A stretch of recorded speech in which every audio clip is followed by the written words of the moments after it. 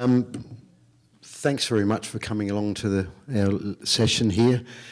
Personally, I feel it's one of the most important sessions. We're going to be talking about the legacy that the bombs have and the actual human impact. I'm going to be starting off with the Australian side of the story, which has a long legacy in my country. I'm an Aboriginal person. I'm born in the northern parts of Adelaide in a little town called Prospect.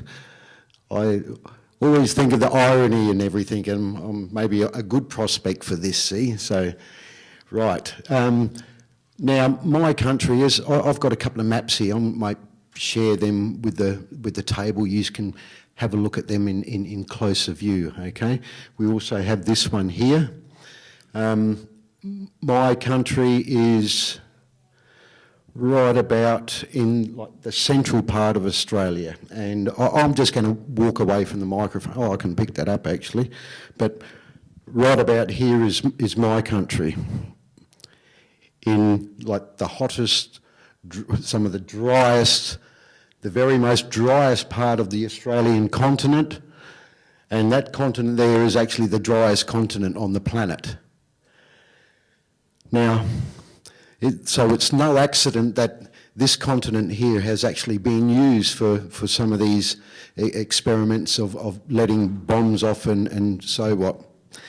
Now, these explosions in Australia were practiced in the 1950s and 60s, and you can see where these marks here are, that skeleton there, that there was bombs let off there at Maralinga, and up here at Montebello. So a couple of sites here.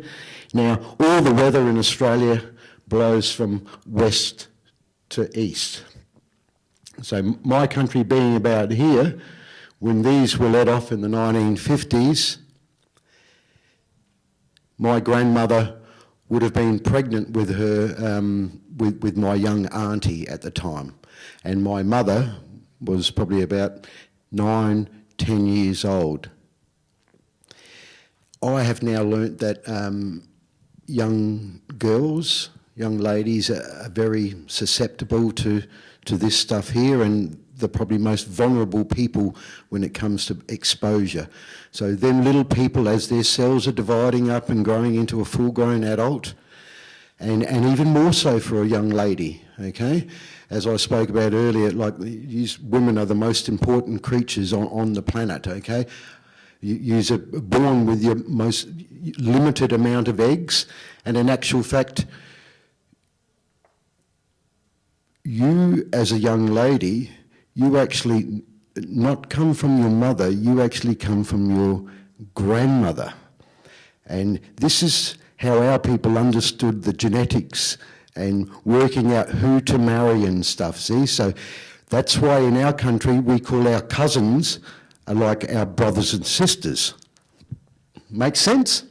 You need to be with me in this conversation as we go along. So anyone doesn't understand it, I'll step back and I'll really explain it so everyone gets it, okay? So my cousins on my mum's side are like skin to me. They're like brother and sister. And in actual fact, science now tells me that they are from my nana. So all nana's eggs become my cousins. You with me still? Right. Now all my cousins on my father's side, they come from a different nana. They come from my father's mother. You mob still with me? Right. So all my cousins on my father's side, they don't look like me because I have a European father. He comes from the little island way up here, look. It's off the coast of Europe. You've all heard of it. It's called England. That's how I have the name Peter Watts, see? But in my way, we always take our mother's side, okay? And that's what we're talking about there before. Now, I have real concerns about this nuclear and the long-term effects of these bombs being let off and the like. Hey, I visited Japan, where Doctor here lives and works, and it's actually a crime, a crime against all humanity, what we're doing. A long-term crime, not only against humanity, but actually the globe as a whole. Right, so now I'm down here, and this is where the bombs were let off. Now, we're getting back to the story, like my mum grew up here when she was a young girl, so she was then exposed, right? Now, mum then growing up, she met my father up in the same country up here, not far from where these bombs were let off, in a town called Marie. And Marie's well known for having a big cloud go across it straight after these explosions. It's been well documented. And some of these explosions, actually, the dust and all the fallout from it actually spread right across Australia. So it didn't only affect Aboriginal people, it affected all the population of Australia. Now, getting back to my family, because everyone's family is very dear to them, and I'm sure everyone has got hurt and sorry stories within their own family. I'm sure this good man here has too. We all have. My mother being the eldest of 6 siblings. So then my mum meets my father. I'm the eldest, so I'm the firstborn. Mum then had a little baby that passed away at less than a week old. Now, this was back in the very early 60s, and that baby then was taken from mum and dad, and the remains, mum and dad only got back some 5 years ago. So all the remains of my little brother, who was called Jason, and apparently all of his bones, a lot of his bones were then ground up and sent all corners of the globe, mostly to England, for tests and radiation tests, and that's been well documented, and films been made about that too. So my mother then lost this baby. Then comes along my next sibling, my brother. He found it hard to conceive with his partner. My youngest sister, there's 4 of us, losing one, so there's 3 of us left. My youngest sister, she hasn't had children yet.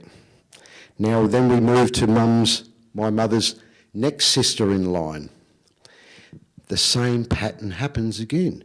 The oldest, luckily, or unluckily, sorry, but Turi, the oldest daughter of my auntie, she can't have babies. And then after that, my auntie then, she lost a baby, just like my mother. Luckily that baby there is buried in the old cemetery up at Marie. And then from then on, the 2 uncles that come after that, they have then found it hard to conceive with their wives. One of the uncles has had, we got like a retarded cousin on their side as well. The other uncle in that family, my cousins there again, one of them cousins cannot have babies. So I can't prove this, but this is what this stuff really, really does. I spoke about it in a couple of other little forums there earlier. It really needs to be looked at, not at maybe my exposure, but we should be looking at the grandmothers who were exposed back then, and then looking at the grandchildren from then and seeing who in that line of chain has been affected by this stuff, because it's got long-term detrimental effects.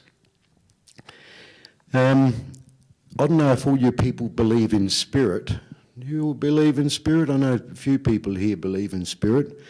But my travelling around Australia and now the globe, sometimes spirit steers you around to meet a certain person.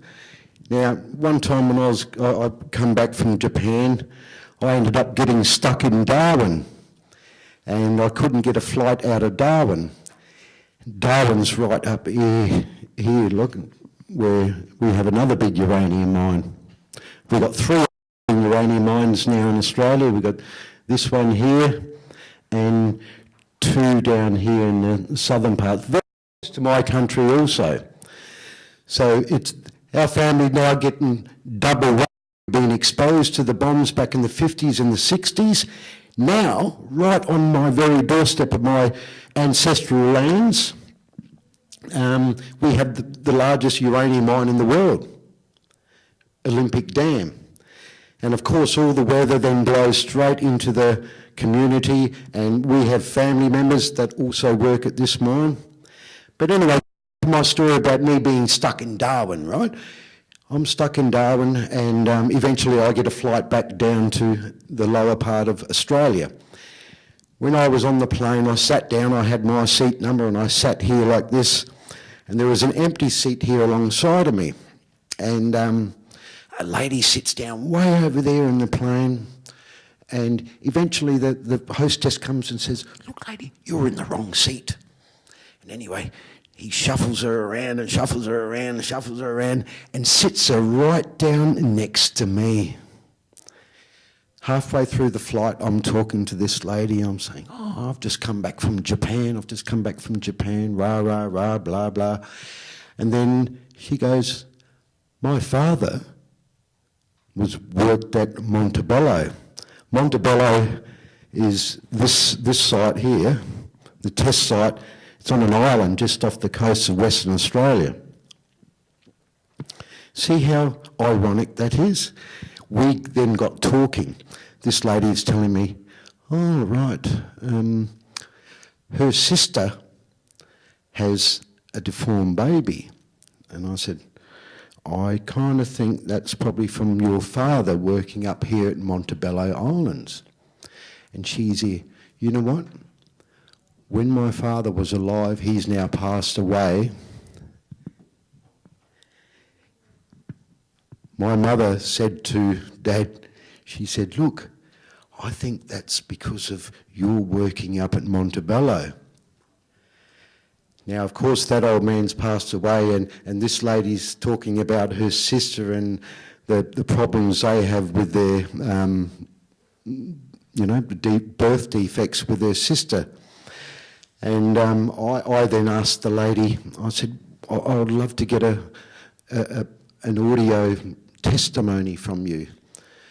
However, the hurt is still very raw with this, and she said, "Look,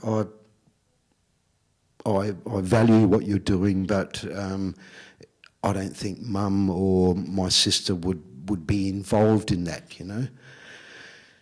And so I let it be, and I didn't push it any further. But this is how spirit works. It's like people, you need to pay attention all the time. You know when you've got a bad thought in your head and you might trip over or stub your toe? That's spirit trying to talk to you, okay? Pay attention to all these things. If you have a peaceful moment, you look up and a pigeon might fly past.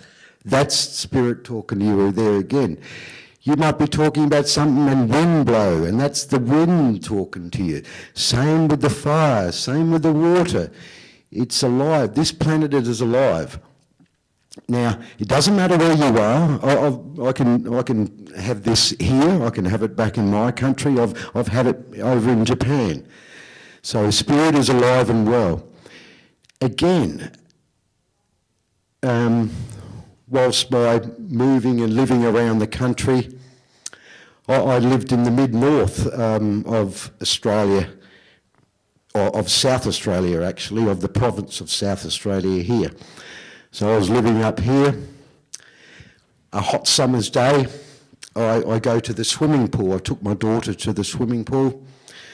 I had a little saying, I used to say, "There's me daughter in the water," you know, and lovely like that, and yeah, great, she's swimming around. And I got talking to another lady sitting alongside, and And I said, oh, right, well, what do you do? And she said, oh, I'm a nurse. And I'm here, well, where do you work? She said, I work at the Clare Hospital. Oh, great. And what about before then? She said, I actually worked up at Roxby Downs. Roxby Downs is where this large uranium mine is.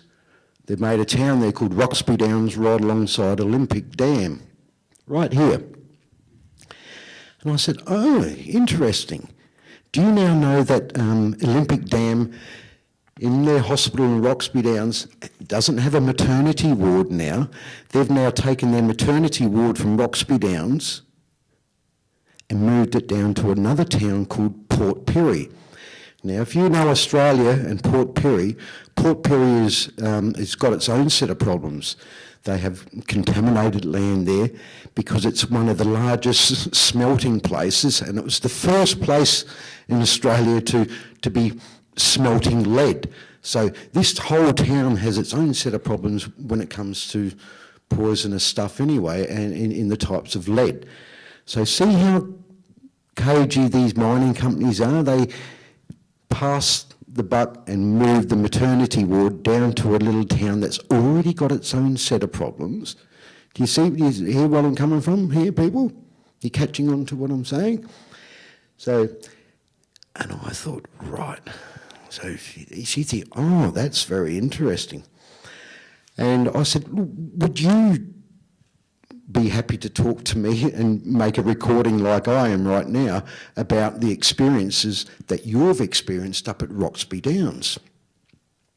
She said, oh no, when I was employed there, we were allowed to talk about what was going on in the mine place and stuff like that.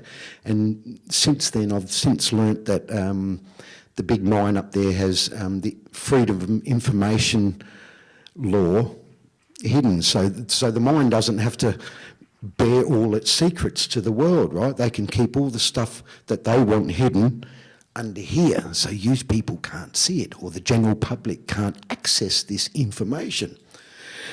I think that's a bit evil in itself. So I then continue talking to the lady, and she says, you know what, there's lots of things that happened up at this mine site, and this is a mine site, it's not from the explosions.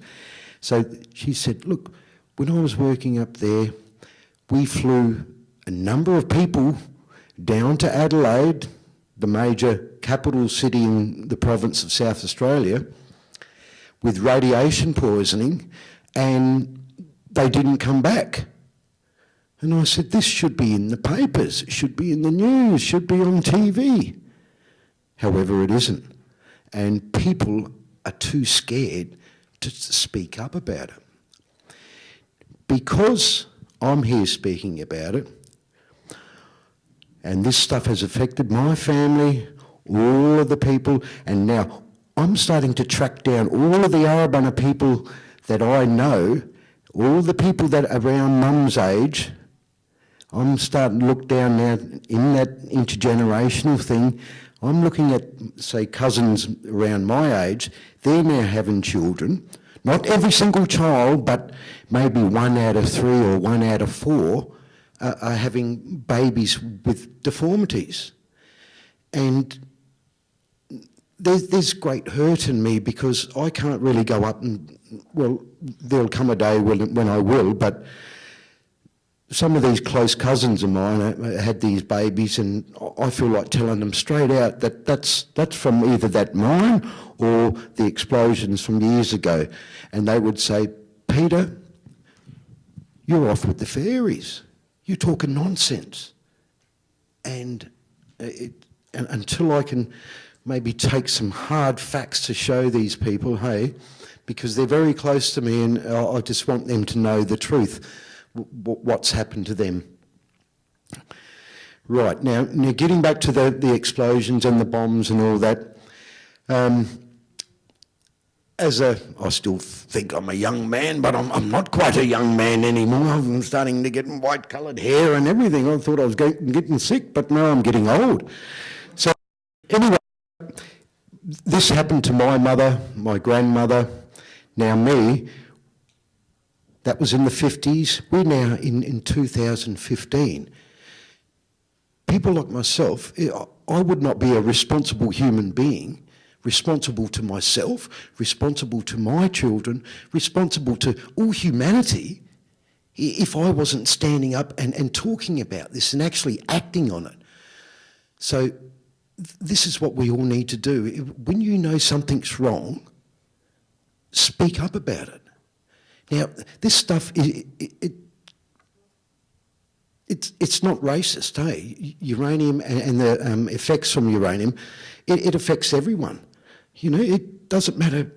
Today we've got black people and white people and gay people and straight people and fat people and skinny people and people. It doesn't matter. This one here affects everyone. And so what I'm really saying is today, people, that everyone needs to be aware of this, and we need to act upon it now, I think, and this is one of the major things that with ICANN, they're aware of it, the doctors, they know the dangers of it. The more everyone learns about this stuff, the more dangerous this product really, really gets. And every area of it that is promoted in the media, and the governmental authorities talk about how clean, how green this product is, how it's good for the economy, it's good for that. We've all now learnt that this isn't. It's actually a pack of lies. And right from the beginning, the very starting and use of this product, it was all about the weapons. It just so happens that it helps burn a big kettle to manufacture electricity. Now, it's 2015. Look, we're quite smart humans, I reckon. There's lots of smart humans around, hey, and there's probably quite a few dumb ones, and they're the ones making the decision today. In a moment, we're going to hear from this lady and the stories that she's going to bring from Japan. I've visited Japan and I've spoken to the people over there, and the same impacts from that time, when the explosions in 1945, there's ladies that are having like bone issues and joint issues and stuff like that. And my mother's having the same thing now. So she's lost the baby. And now she's having operations like on her knees and on her shoulders, and in actual fact, they're byproducts of being exposed to this cloud of waste that comes from letting these bombs off. Look, people, I'm no academic, hey, by any means, but what I talk about is truth, you know, and I think that's some of the big problems when it comes to the authorities, and that they have a problem with the truth. You know, it's like showing you a picture of a banana and they only show you half of it, you know, and it's like, yeah, there's a banana. But they're only showing you half a banana, you know. They forgot to tell you that you've got to peel that banana to eat the goodies on the inside, you know. So half the time, we're only getting half the story. Back in Australia, I was working up here in the Kimberleys, right up here in the lovely part of Australia, and look, there's uranium found up there too. And this is probably some of the last frontier of Australia. And lots of uranium up there, not only that one deposit, but there's places up here, and there's places all over Australia. Now, the uranium dug up here in this part of my country is found very deep underground. Our people marched and led a complex seasonal movement around our country prior colonisation. Now, other uranium deposits around Australia were found very, very close to the surface. For example, up here at Ranger and other parts of Western Australia over here, uranium was found just under the surface. And the people from these parts of the country, in their own language, that they called them places like poison places, places not to camp, not to eat, not to sleep. And I was talking to Brother Boy here, Jim, before, and he was saying, we've got the same type of idea up in our country, and it's to do with glaciers. When you cross a glacier, you don't camp on a glacier, you don't make a big noise on a glacier, you can move it, but it's not a place to set up camp, is it? Because we know the dangers of a glacier, you know, it's on the move, it's very dangerous, you can fall down, big things can happen there. And the same type of thing. Now, these areas have been known for many, many thousands of years. They actually called these places, one of the places was called Yaliri, which means, in the local language, means poison place, death place. Now, our people weren't what we call today, I call them somologists, you know, the people that just study something, hey. You know, them somologists, like, you know, them Scientologists, or, you know, the geologists and all them people that study something. I'd have a little joke, I'd call them somologists, because our people were like study of the environment, study of the stars, study of everything. You know, we had an eye for detail, and we would, right, not to camp there, not to eat the food there, and so on. So how did the old people know not to go and camp in there? We can only guess at that. Maybe they worked out that at that time of the year, today our heads all full of rubbish, right? We're all worried about, we got petrol in the car, I've got to get milk on the way home and this type of stuff, I've got to get kids to school and netball and basketball and whatever. However, when the people moved around the country like they did, they would have worked out that, hey, when we camped in that spot there a long time ago, then people must have got sick eating it there. So then they worked out that, righto, that little area there must be a poison zone. So over the millennia, the people worked out that that area is very toxic. The food was poisonous. This isn't just no accident. This has been worked out over many, many thousands of years. I don't know how long I've got to talk, but I better give this lady here a little go in a minute. But when I was in Japan as well, I visited the town of Hiroshima, and I'm a bit of a plant expert. I know all the bush tucker in our country. I know all the animals, all the bird noises. I can just hear a bird and I know that's that bird, that's that insect. And I'm wandering around Japan. I went for a little walk. In Hiroshima there was a big fortress. And inside they have their own botanic gardens. And I'm like, oh, great botanical stuff. And I'm in there walking around and I spots this gum tree. So I straight over to the gum tree. A gum tree is a eucalyptus tree from Australia. So I'm straight over to the tree and I'm picking up the gum nuts and I'm looking at the flowers and I'm here, that doesn't look quite right. Then I'm thinking, oh, might be a cold season or something. Something's a bit askew there. So I look on the ground because whatever's in the tree falls on the ground. So I'm on the ground looking around and I picks up another little piece and I'm thinking, oh, there's no proper gum nuts from last year. And I'm looking around further, there is none. So I'm back to the tree and I'm picking off this little gum nut, put it in my pocket, and grab another one, and I'm looking. It just didn't look right. It looked like a human with 3 heads. And it's supposed to only have one head with a little cap on the top. Anyway, I grabs this gum nut and I think, right, I'm going to take this back to the professor of war crimes that I was travelling around with. And I show him, and I said, have a look at this. And he said, Peter, you've seen as much in Japan. You're eye for detail. And I said, look, that tree now will never reproduce again, hey. So, and that was in August 1945, that tree is now, cannot conceive again.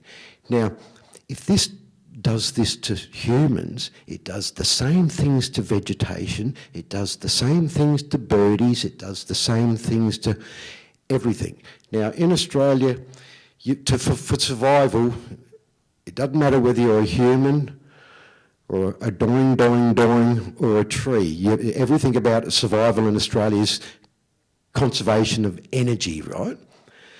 Sometimes people look at our people sitting in the shade and think, oh, look at our people lazy, but no, we're conserving our energy, we're resting, okay? So that old country there, look, she's a very delicate country. It's got the least amount of rainfall. It's actually the oldest piece of dirt, one of the first pieces of dirt to poke its head up through the ocean. And it's got the most least nutrient deficient soils on the planet. However, at the moment, we're just about feeding the globe from that place. We're sending food all over the place.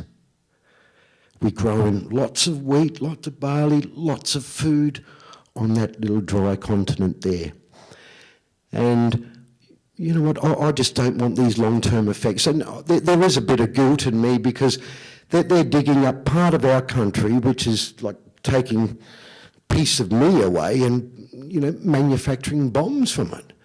And I really think, hey, that's the bottom line behind this industry, is that it's all about having these bombs, and we all know the devastation that these bombs can do.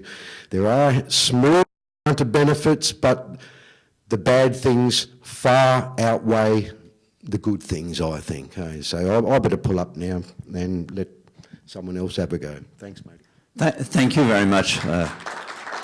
We'll move from Australia to Japan, a country which has a long record of course, knowing the reality of nuclear exposition and learning from it. And thank you very much from your talk.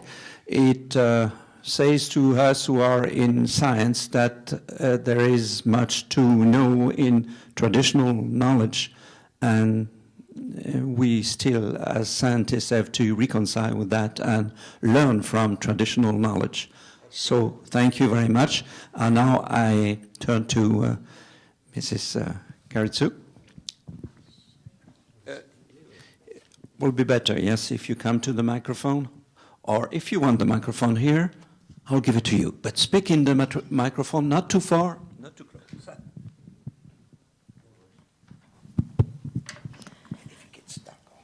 Okay, thank you very much. So yeah, I'm still wondering what I speak here. You know, that one of the reasons is I don't really know the situation over there in your country. And you know, actually, it's the first time for me to listen to the stories directly from the indigenous people who are, yeah. So and I was thinking, what is the common aspect with you, the indigenous people in your country, and then us Japanese hibakusha. Hibakusha, maybe do you know the name of the word of hibakusha? Everybody? If anyone who doesn't know, great. So maybe it's no need to speak about Hiroshima or Nagasaki. So I want to ask you some questions. As far as I know, I think that there are several things.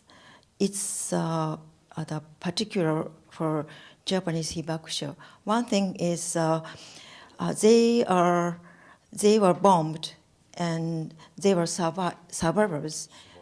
And then but that they have some, not all, but many of them have some health problems because of the radiation exposure.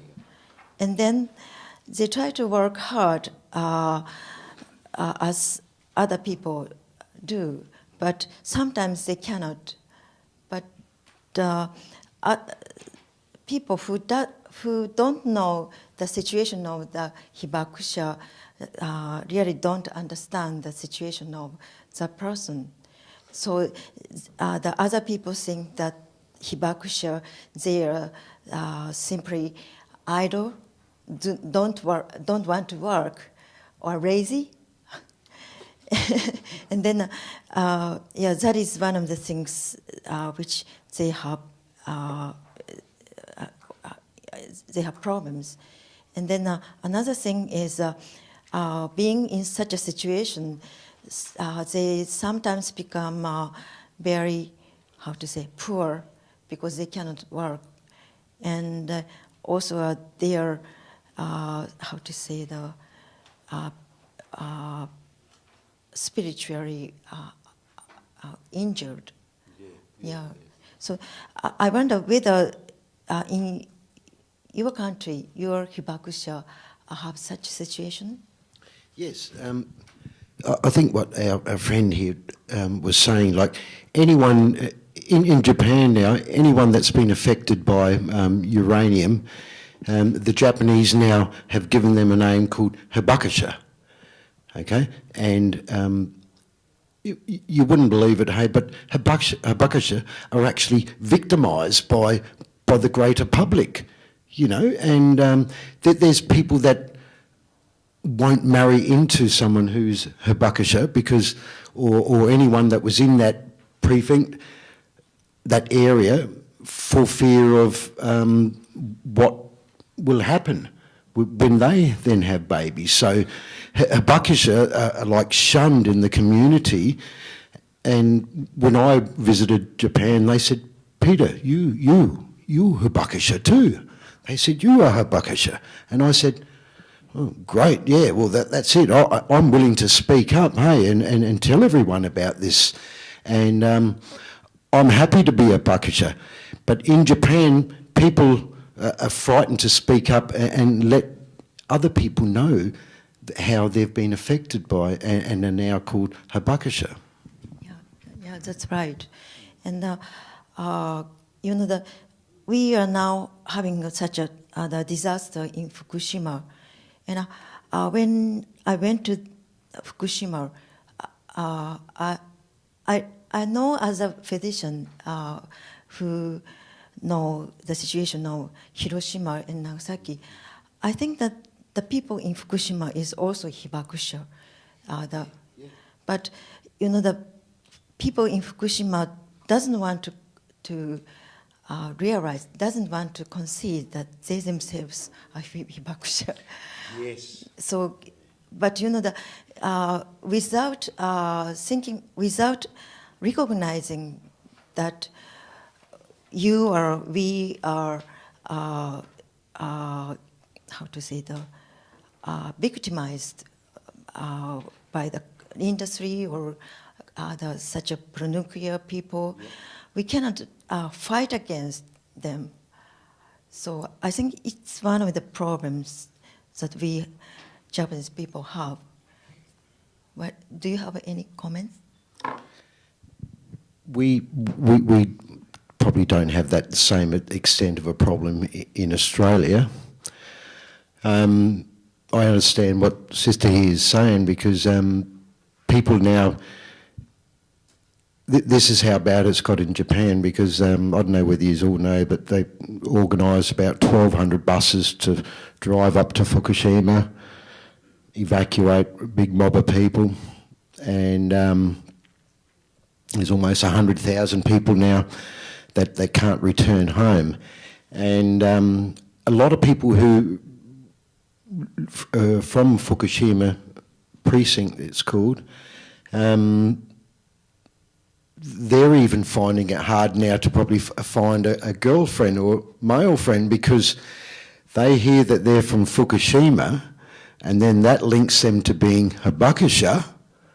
So there's nearly no chance of them people even getting a girlfriend or a boyfriend because of that. And there's this big stigma about being hibakusha, and only because they don't know the full story.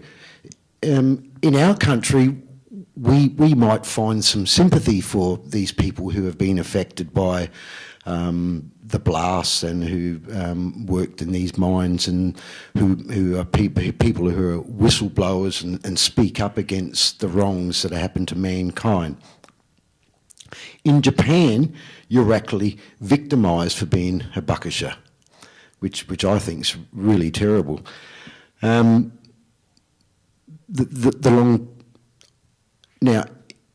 in Japan, there's going to be big numbers of deaths and cancers directly linked to Fukushima, and it took our organisation, ANTFA, it took about 7 months for our ANTFA people to find out from the government that the uranium that was in Fukushima actually come from Australia. You know, and it's like we've got to bring the truth out about this stuff, hey, and all the effects that it can have, and whether it be mining it or the explosions, this stuff has long-term effects, hey, and because you can't see it, smell it, or taste it, or, you know, that type of, or tread in it like a dog poo on the ground, you know when you tread in that stuff, don't you? Right, but this uranium, you can't see it or smell it. It can be in the water, in the air, and you can breathe it in, drink it. You've got no idea that it's there.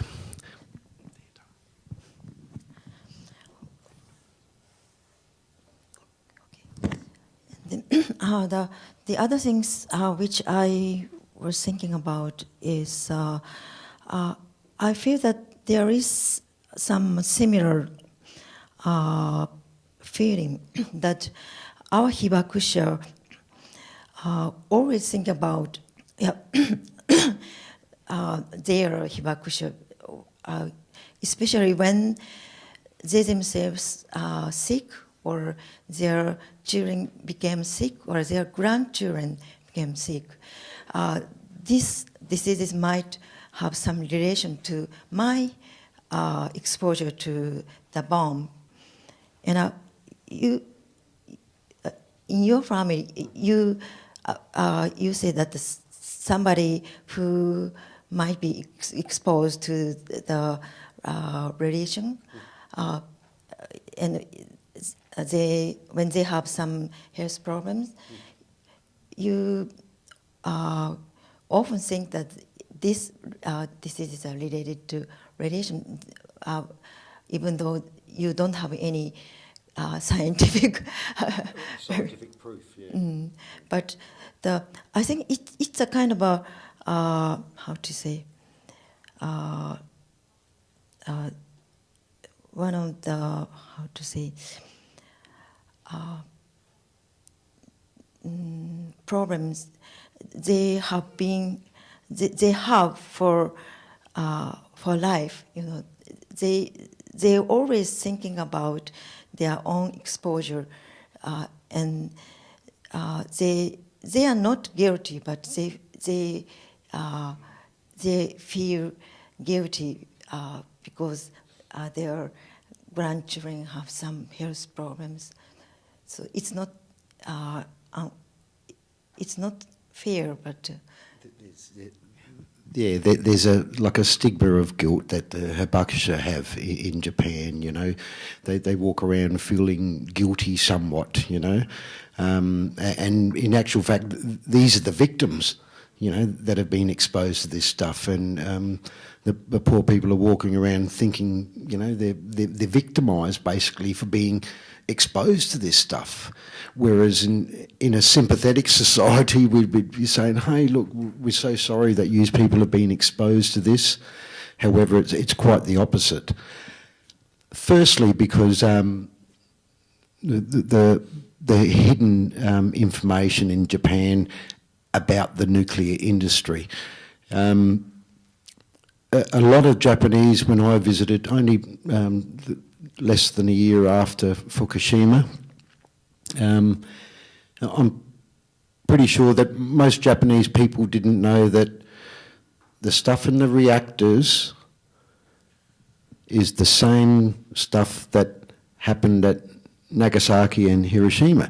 They didn't know that it's the same thing come off the same tree. It's like apples and apple juice. It all comes off the same tree, you know, and they didn't know that link.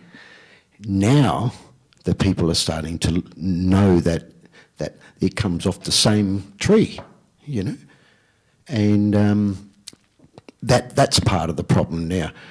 We've almost got that solved. I went over to Japan and spirited right across Japan that, look, this stuff is extremely dangerous. Don't be conned by it. It's not clean, green and safe, and it will end up in weapons. Don't ever think that people say, oh no, it won't end up in weapons. It always ends up in weapons. And that's basically what the big use of this is. It's all about weapons and control. And the Japanese are the people very recently that have been affected by this, and we should be, as a global effort now, stop any further use of this, any further mining of this. We spoke before in that plenary, we spoke how we talked like close down the landmines in 5 years. Look, we can, apart from the US signing onto it, but we can close this industry down with the information today. Look, get on the phone, just let everyone know, tweet, Facebook, whatever. Let all your family members know. Tell your kids, and they'll spread the news around. Hey, and it's just a shame that we have to be here talking about it, and I'm sure you can't really fully explain the stuff that you feel from back in Japan. Okay, so I think one of the most different things from your situation and our hibakusha is you are, as you said, colonized by other such a big countries, and used your land as such a dangerous place, mining uranium and testing. Yeah. But in our case, our government, our military, started such a aggressive war to the Asian country, and then at the end of the war, American came and bombed. So it's quite different things. And then in that sense, our Japanese hibakusha, in terms of the movement, of course they are demanding the compensation for such a situation to our government and also to United States. But at the same time, they are demanding to stop war. Yeah, and so, but anyway, the historical and social situation is quite different from yours. And the other thing is, you talk about some plant in Hiroshima. Yes. Yeah, but I would say that right now, the background radiation level in Hiroshima is not so high, and then I don't think that plant is affected by the explosion. You want to say the genetic effect? This was a big old gum tree that's probably almost 100 years old that was growing in Japan. So it was probably a younger tree then, and trees are just standing still people, I think, you know. They don't get up and run around like us, but they're living, breathing creatures as well, I think. And It was a tree, and now that tree can't have babies. You know, it can't set seed like any other plant can. Look,